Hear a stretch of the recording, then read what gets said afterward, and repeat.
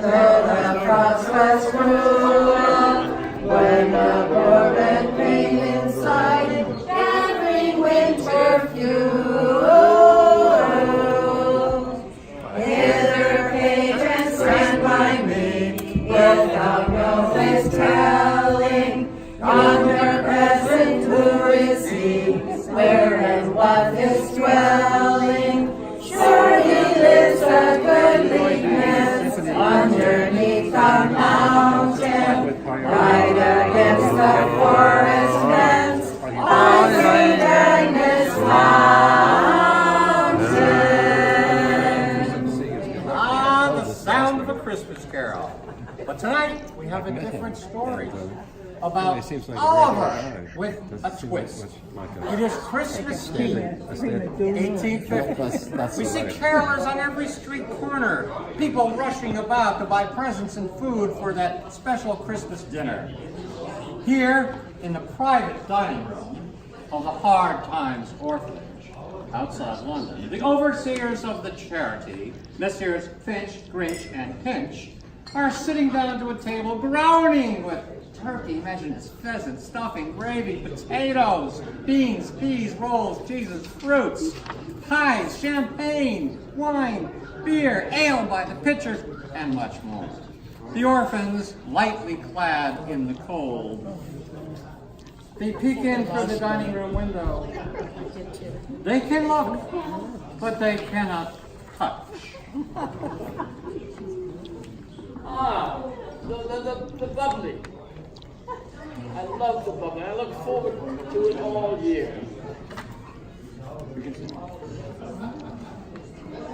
Oh, I think it's only fair that we spend a bit of the limited orphan's budget on a meager meal for ourselves. It's just a drop in the bucket. Consider all we waste feeding, clothing, and housing these ruffians in the orphanage. Oh, you're quite right with the bubbly, Mr. Finch. And with the ruffians, too. Oh, wait. These urchins, these dirty urchins, insist on growing right out of the clothes every year. And now, some are even, what are they doing? They're clamoring For shoes. Shoes. Terrible. Terrible. Well, now, they are in charge of the orphanage, sadly to say. But while these corrupt overseers enjoy their feast, the orphans line up for their victuals, a once daily allotment of gruel. Since most orphans have no surnames, then they are given names by the beadle, Mr. Bumble, and his lovely wife, Mrs. Bumble, who run the day-to-day affairs at the orphanage.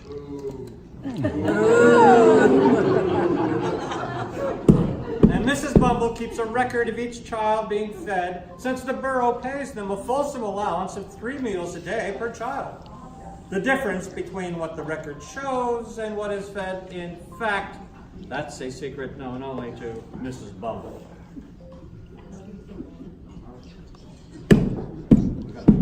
Stop gawking at your betters. Line up for gruel, boys.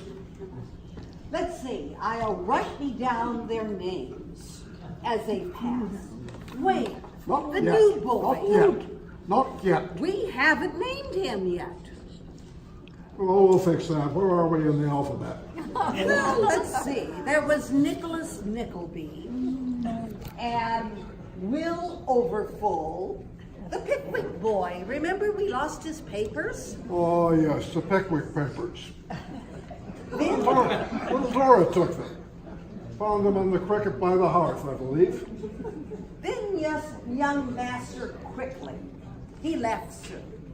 Then Barnaby Rudge and Tom Sludge. So, we're on to the T's.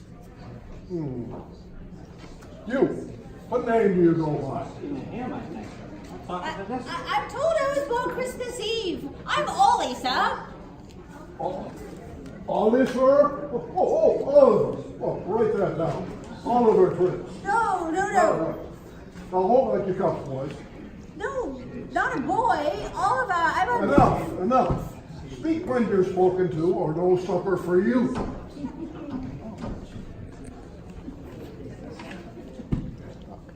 They're lining up for gruel. Not so much, Mr. Bumble. Don't be so generous.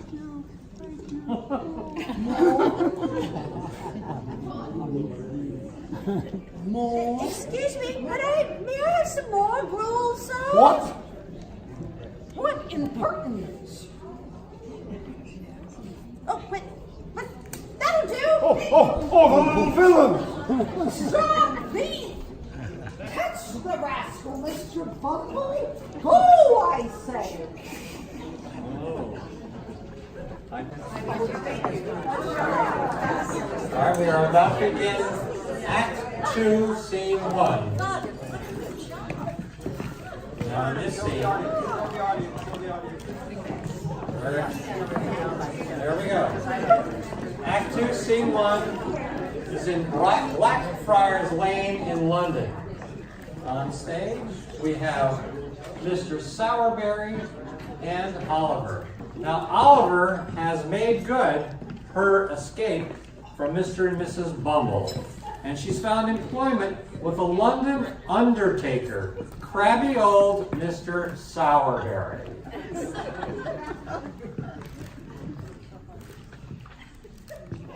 You're rather small, but don't you think your shirt, you work because of your size? I'll tell her to grab that Grab wood. that wood. We have coffins to make. Quick, or I'll box your ears. I'll work hard, son. I want to make something of myself. Now run off to the Old Bailey and find... Actually, we want to ask her if she has... Oh, I'm sorry. You have great expectations. Do you? Forget it. Do what you're told and know your place. God knows who your parents were. I'm sure my father wasn't as grouchy as old Sowerberry, but I could be wrong. Now run off to the Old Bailey and find out who's up for another hanging today. Another coffin or two will do us good. Oh my. Old Sowerberry. We won't know what relation he has to poor little Oliver. But now, in Act 2, Scene 2. Act 2, Scene 2. Here's our, there she is, sashaying around the stage. In Act 2, Scene 2 now, this is the Old Bailey in London. And a huge crowd is milling about since there is indeed a public hanging today. Now, Oliver notices a group of young urchins going in and out of the crowd, laughing and comparing notes. She stops one boy, who seems to be the leader, and asks him what's going on. What's up, eh? Well, that depends. Who wants to know? I'm Holly. I guess I'm Oliver now. I ran away from the orphanage and I'm on my own. A girl named Oliver. With that innocent luck, I think we can use you. Shake. Me name's Jack Hawkins. Most just call me Dodger. Would you like to join us in a little game? I haven't time for games, Jack. If I didn't have to work for old Sowerberry, I'd join you quick as a wink. Well, then you're in luck, mate. Come and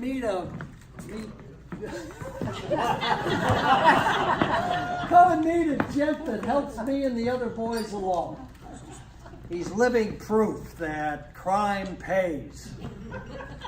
Pleased to meet you, Mr. Fagan. I'm Oliver. Ah, the Artful Dodger found a new friend. Pleased to meet you. Hey, your face looks familiar. Your face is really familiar. I think Must be you, isn't it? it must be. Have you taken a liking to her? You haven't by any chance?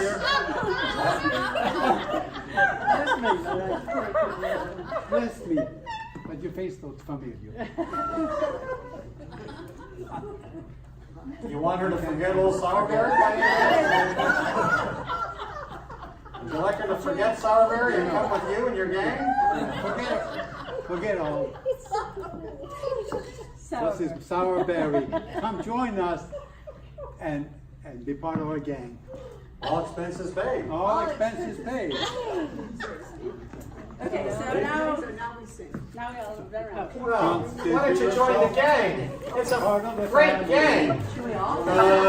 Consider yourself at home. Consider yourself one of the family. With you, so strong. It's we're going to get along. Consider yourself well then. Consider yourself part of the furniture. Then it's along. It's there. Who cares? When we got for share, so consider yourself at home. Consider yourself one of the family. You so strong. It's clear.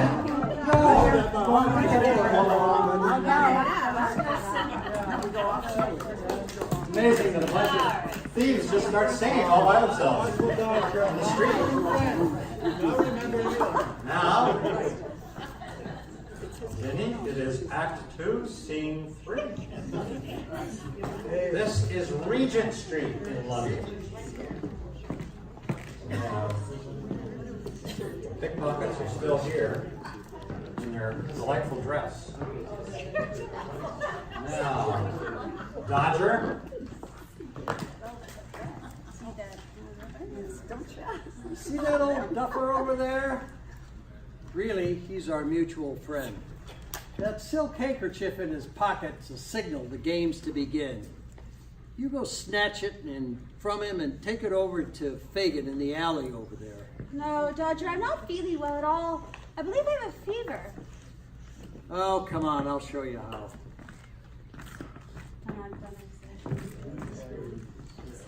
Oh, Brownlow, my good friend. How are you, Mr. Brownlow? So good to see you.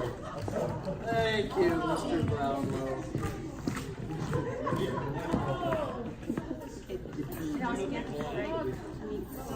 Okay, What's happening at that table? Show me the loot. My goodness. Show me the loot. Look at that. Champagne, watches, purses. Oh, my purse is gone. My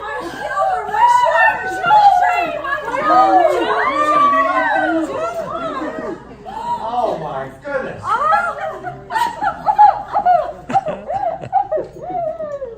What about Oliver? I don't care about Oliver.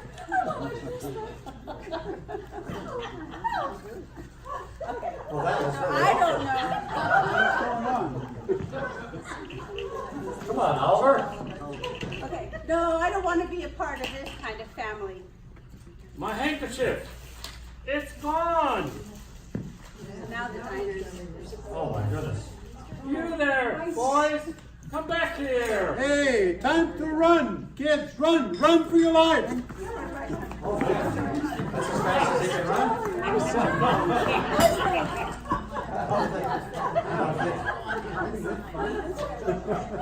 You're not much of a thief, I say. Oh, and you're not well. You come with me. My sister, Miss Maurile, will nurse you back to health. Oliver goes off with Mr. Brownlow, kindly Mr. Brownlow, and Mrs. Maurile is his sister. Now, Oliver gets well and he wakes up several days later in Mrs. Maulile's lovely home on one of London's most exclusive areas on Wimpole Street. This is a far cry from the orphanage, from Sourberry's funeral home, and for the dirty flat where Fagin and his pickpockets holed up. Really, it's a tale of two cities.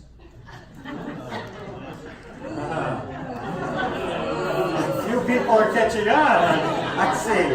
Ha-ha! Not a slow crowd. As Oliver walks to the window, she sees the early morning vendors singing and plying their wares. Who will buy my sweet red roses? 2 blooms for a penny. Who will buy my sweet red roses? 2 blooms for a penny.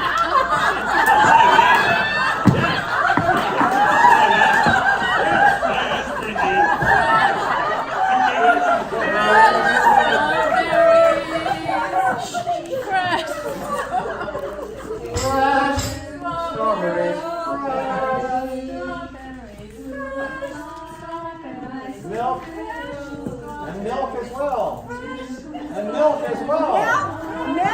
Milk, mistresses, milk. I think so. Fresh strawberries.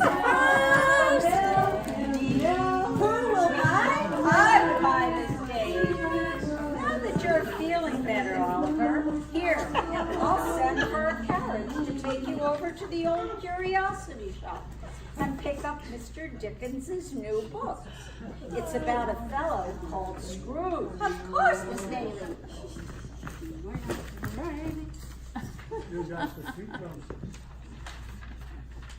Well, she's waiting for that carriage, but the problem is lying in wait for her are 2 of London's worst thieves and laggards.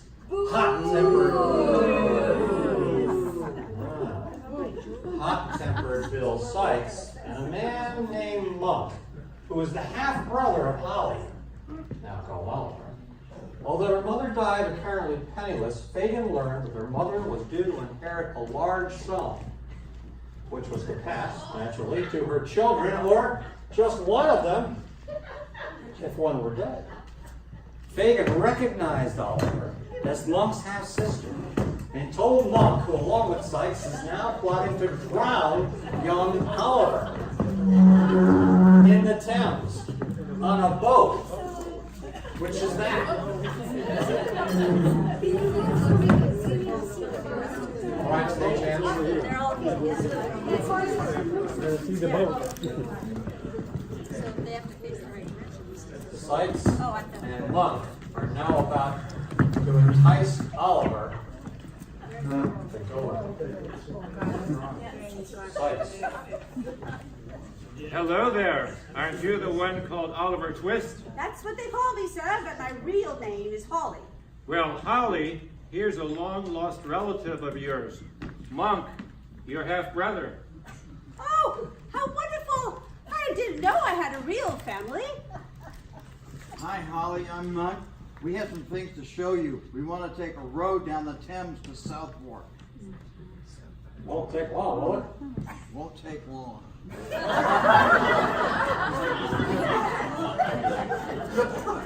All right, we're going to get in that boat. That's a boat. And we're going to row.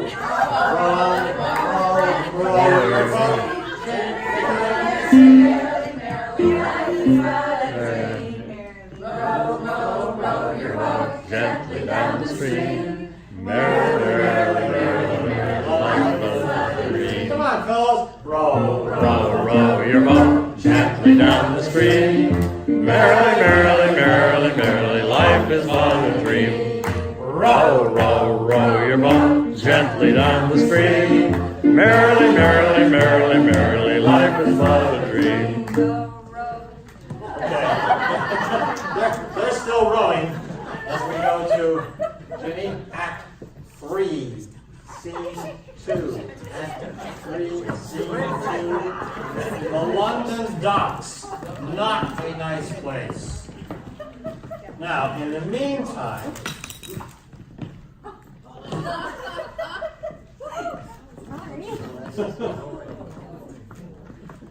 meantime, Bill Sykes' long-abused girlfriend, Nancy, who looks very familiar to me, has overheard the plan of Bill and Monk to drown Oliver. We're still rowing on the Thames.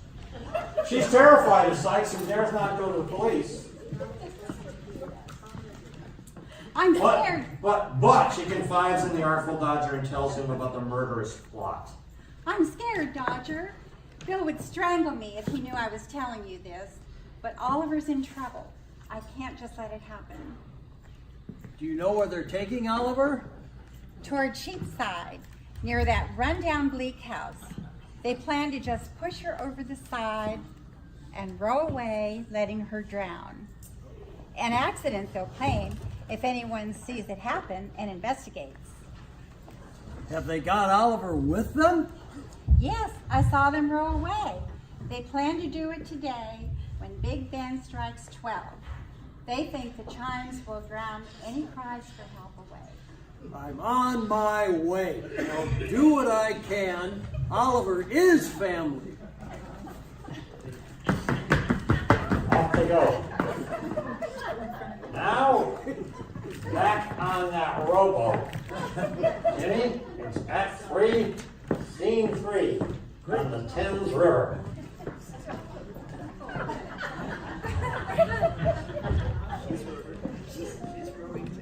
Go ahead, Dodger. Buckle like a shoe. Ahoy, Monk and Sykes! Ahoy! Don't you harm Oliver. You blokes, you'll never get away with it. It's Dodger. Blast his eyes. Shut your trap, Dodger, or he'll skin you alive. You're probably standing up now. Sit down, you're rocking the boat. Rocking the boat. You don't want him to tell you that, do you? Sit down, you're rocking the boat. Don't tell me what to do. I'll throw both of you over. Aside, yes. Oh, there you go. Order me a boat, will you? Oh, no. Blah, blah, blah, blah, blah, blah, blah, blah, blah. Oh! Blah, blah, blah, blah, blah, blah, blah, blah, blah, blah. Grab the oars, What a way to Oliver. go. Row toward shore. I'm rowing! Faster, Oliver. Faster. More. Row, row, row, row. Row the boat, Oliver. Oh, that's it, Oliver. Oh, wait a minute, I lost my place. Just a minute. Oliver, you're here now. You're safe. Here now. Oh, thank God. You're safe, Oliver. Hey. Oh, Lord have mercy on us all. Poor Act. Tim. Where's Jenny? Act 4. We are now at the Old Bailey. Back again at the Old Bailey. All right. Act 4. Act 4. The only scene we have.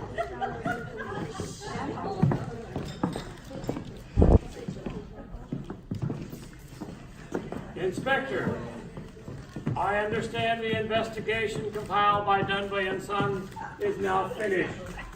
May we know the results?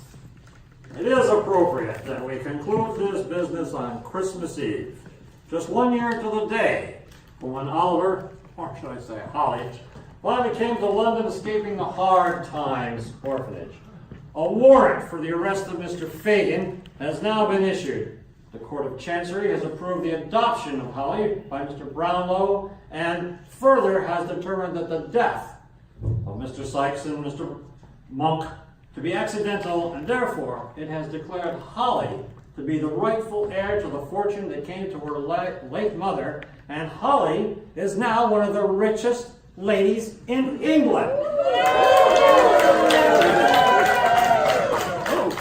I have always said that Oliver, Holly, was a delightful ward of our hospitality when she was in our humble abode. And Mrs. Bumble and I want to say that we are delighted, overjoyed at her good fortune. And we hope that she will remember how well treated she was. Stop! Enough! The orphanage will now be overseen by an entirely different board. The new beadle will be David Copperfield, assisted by one Jack Dawkins, sometimes called the Artful Dodger. Now, as for you, Bumble, the Court of King's Bench Criminal Division has charged you with gross mismanagement, theft, breach of duty, misprision of a felony, abuse of minors, conspiracy to defend His Majesty's government, etc., etc. You fool! You pudding head! You bumbling idiot! What did I tell you? But it was all her idea. In the eyes of the law, you are more guilty, Mr. Bumble, for the law presumes that your wife acts under your direction. Well then, sir, the law is an ass. It was all her. The double books. The gruel instead of mutt, the 1 meal a day instead of 3. It was her, all her. Me? I'll show you!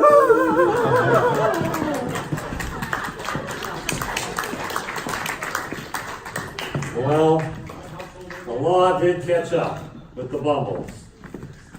Passed them up. The overseers and the Fagin as well. They all saw the old valley from the inside. Fagin's orphans found their way to the newly managed Hard Times Orphanage, all eventually leading honest lives. Holly, no longer known as Oliver, lived with Mr. Brownlow and Mrs. Maley until her happy marriage to Mr. Brownlow's nephew. Thus ends our story of Oliver with a twist. Pass, come up. Pass, come up. Pass, come up.